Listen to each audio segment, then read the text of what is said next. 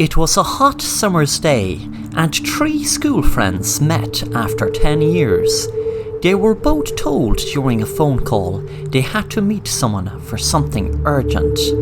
They didn't worry if it was some maniac because it was in the middle of the city, outside the mall, so they couldn't really do anything without there being loads of witnesses. When the three men realised they all got the same phone call, they thought it to be a bit weird, wondering who would want to say something urgent to three school friends. It was 2 p.m. and they were meant to be meeting the person at 2, so they expected them any minute. The three friends didn't bother try to catch up on old times. They were more interested in who it was wanted to see them and why.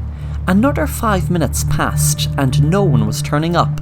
Then suddenly a car rushed up onto the footpath where they were standing and knocked them over, killing them. If they weren't dead instantly, they would be gone before they'd reach the hospital with the speed and impact the car hit the three men with. Passers-by started screaming at the carnage on the road as the car sped by and went up the street, out of sight.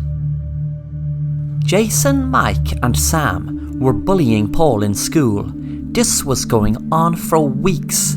Jason said to Paul in a mocking way, "You can't even walk to school, you baby. You have to get your mommy to walk you to school because you're too afraid to walk yourself, you big baby."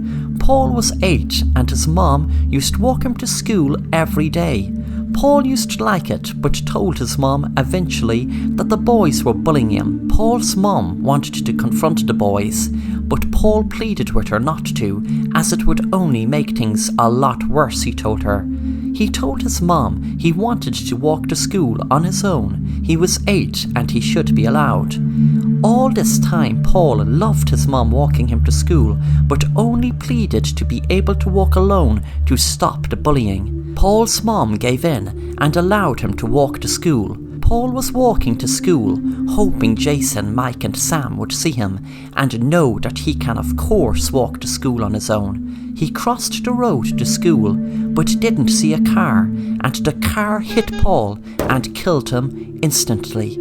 Paul's mom was inconsolable for weeks, and at the funeral she could see the boys standing across, knowing what Paul was worried about, and that was the reason he wanted to walk to school alone. She told herself, "I'll get my revenge on ye someday. You can guarantee I'll get my revenge."